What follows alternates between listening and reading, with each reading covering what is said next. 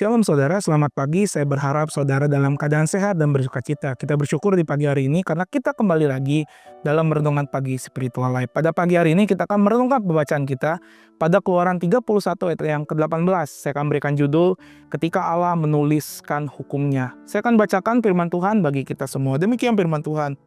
Setelah selesai berbicara dengan Musa di Gunung Sinai, Tuhan memberikan kepadanya kedua loh hukum, loh batu yang ditulis dengan jari Allah.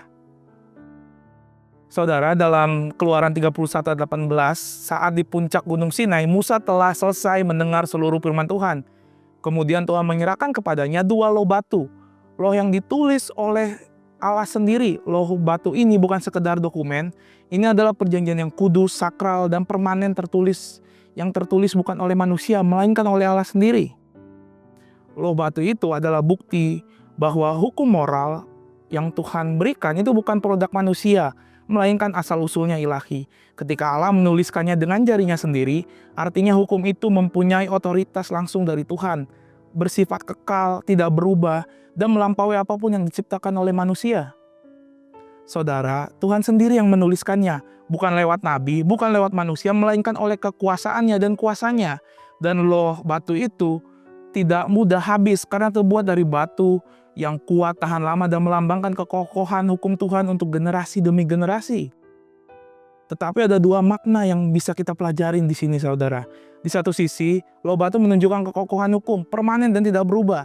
Tetapi di sisi lain, memilih batu sebagai media juga menggambarkan kerasnya hati manusia, bahwa dalam keadaan alami, manusia sulit menerima dan menuliskan apa yang baik dalam hati kita.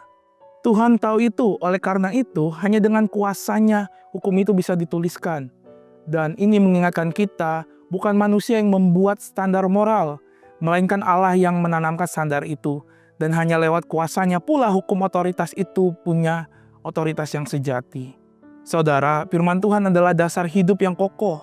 Karena hukum ditulis oleh Allah sendiri dan loh batu yang tidak mudah dirusak, maka firman-Nya itu adalah dasar yang kokoh. Bukan sekedar pedoman adat, bukan sekedar opini manusia atau normal budaya yang berubah-ubah, tetapi itu adalah pondasi kehidupan yang tahan lama. Dalam budaya yang terus berubah, mudah tergoda untuk menurunkan atau menyelewengkan norma moral, tetapi loh batu mengingatkan kita bahwa standar itu benar atau salah itu bukan milik manusia, tetapi itu miliknya Tuhan. Kita dipanggil untuk tetap berpegang teguh pada kebenaran itu.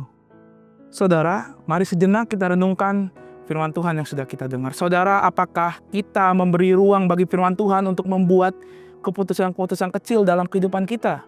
Biarlah kita terus mengingat bahwa loh batu yang ditulis oleh jari Allah bukan hanya penanda hukum, tetapi penanda kasih. Tuhan tidak memberikan perintah untuk membebani kita, melainkan untuk menuntun. Dan meskipun kita selalu tidak mampu untuk menaatinya semuanya dengan sempurna, Roh Kuduslah yang akan menolong, menuliskan kembali kebenaran itu di dalam loh hati kita. Kiranya setiap hari dalam hidup kita, dari firman yang kokoh, kita dapat berjalan dalam kasih yang selalu memimpin kita. Dan kita dipulihkan oleh kuasanya yang bekerja dalam batin kita.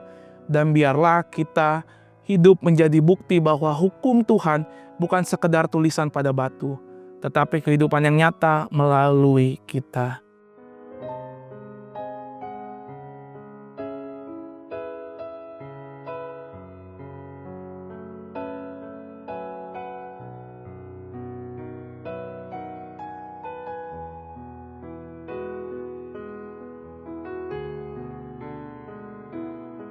Mari kita berdoa. Tuhan, kami bersyukur untuk anugerah-Mu, kami bersyukur untuk kasih setia-Mu. Kami tahu bahwa firman-Mu ya dan amin. Firman-Mu adalah kebenaran yang selalu ada, selalu memampukan kami, bahkan menegur kami. Ajar kami di hari-hari ini Tuhan, untuk dari hari ke hari kami semakin teguh dan semakin kokoh dalam firman-Mu. Dalam kehidupan kami, dalam menjalani kehidupan kami tahu firman-Mu yang akan menuntun menjadi pedoman dalam hidup kami, yang memampukan kami untuk menjalani langkah kami dengan keyakinan penuh ketika Engkau bersama dengan kami.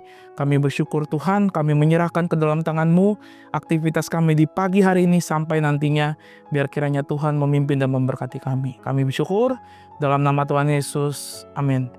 Selamat pagi saudara dimanapun berada, kiranya sehat badannya, kuat imannya, dan Tuhan Yesus memberkati.